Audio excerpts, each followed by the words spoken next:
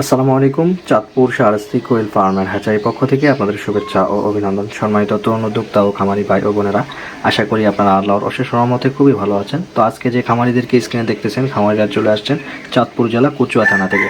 তো খামারি বিগত 4 মাস আগেও চাঁদপুর শাহরাস্তি কোয়েল হ্যাচারি থেকে কোয়েল পাখির বাচ্চা সংগ্রহ করেছেন ইনশাআল্লাহ। তো খামারি পাখিটা ভালো হওয়ার কারণে, ভালো মানের উন্নত এই গ্রেডের জাপানি জাতের পাখিটা হওয়ার কারণে খামারি আবার দ্বিতীয়বারের মতো কোয়েল পাখির বাচ্চা নিয়ে যাচ্ছেন খামারে। তো খামারিকে সম্পূর্ণভাবে পাখি দিয়ে দিব। তো এর আগে খামারি আমার এখানে এসে বসেছেন যে রিপন ভাই কিছু আলোচনা করব, যে আপনার সাথে অনেক কিছু কথা আছে যেগুলো ফোনে বলা যায় না, যেগুলো বিষয় নিয়ে সরাসরি কথা বলে সবচেয়ে ভালো হয়। তো খামারিদের মনের ভাবগুলো আসলে বোঝার চেষ্টা করে থাকি সবসময়, যে কীভাবে কোয়েল পাখি পালন করতে হবে, কীভাবে কোয়েল পাখি ম্যানেজমেন্ট করতে হবে, কীভাবে ডিম বিক্রি করতে হবে।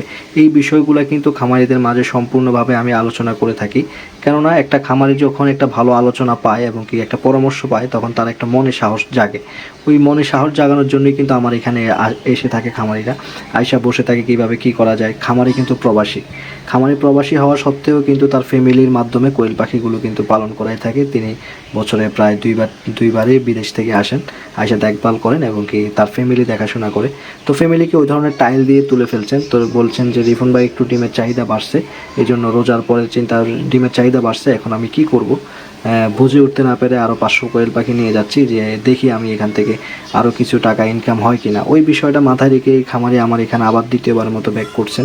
খামারিকে সম্পূর্ণভাবে বুঝিয়ে দেওয়ার চেষ্টা করতেছি কোয়েল পাখির ম্যানেজমেন্ট, ভিটামিন, খাবার দাবার।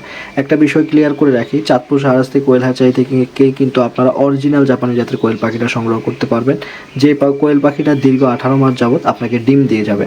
দেখা গেছে বর্তমান সময়ে কিন্তু মার্কেটে অনেক জাতের কোয়েল পাখি মার্কেটে চলে আসার কারণে দেখা যায় যে আপনার ওই ভালো মানের যে উন্নত জাপানি জাতের কোয়েল পাখিটা রেয়ার হয়ে গেছে, এটা অতি সংকটে চলে গেছে। দেখা যায় যে যাদের কাছে কোয়েল পাখি বর্তমানে আছে হাইব্রিড জাপানি ক্রস হওয়ার কারণে দেখা যায় ওখান থেকে দীর্ঘদিন যাবত ডিমের প্রোডাকশন আপনি সঠিকভাবে পাবেন না। তো ওই বিষয়টা মাথায় রেখেই চাঁদপুর শাহরাস্তি কোয়েল হ্যাচারি কখনো হাইব্রিড কোয়েল পাখি বিক্রিও করে না, এবং কি যে কোয়েল পাখির যে প্যারেন্ট স্টক, ওই প্যারেন্ট স্টকটা কিন্তু আজকে থেকে না, আজকে প্রায় 21 সাল থেকে আমাদের এই হ্যাচারিতেই আছে।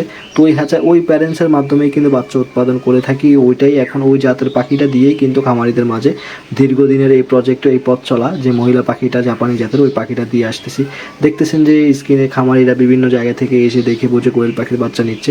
তো খামারিদেরকে দ্বিতীয়বার কোনো খামারি চতুর্থ পঞ্চম যার যেমন মন চাচ্ছে চাঁদপুর শাহরাস্তি কোয়েল হ্যাচারি থেকে কোয়েল পাখির বাচ্চা নিচ্ছে। প্রতিনিয়ত কিন্তু যাচ্ছে 3-4 জন খামারিকে, প্রতিদিনই কিন্তু কোয়েল পাখি দেওয়া হচ্ছে। হয়তো কখনো ভিডিও করা হয়, কখনো ভিডিও করা হয় না।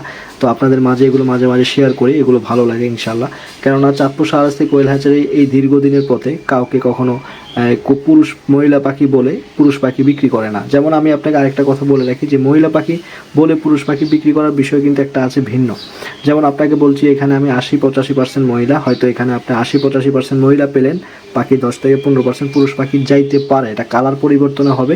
28-30 দিন বয়সী কোয়েল পাখি এরকম হবেই। যদি আপনি 40 দিন বয়সী কোয়েল পাখি সংগ্রহ করেন, তখন কিন্তু আর এই ধরনের সমস্যাটা হবে না। তো আপনার যখন যেই সাইজের মন চাবে, আপনি ওই সাইজের কোয়েল পাখি চাঁদপুর শাহরাস্তি কোয়েল হ্যাচারি থেকে সংগ্রহ করতে পারবেন। তো খামারিদেরকে কোয়েল পাখির বাচ্চা দিয়ে দিলাম, খামারে ইনশাল্লাহ চলে যাচ্ছেন।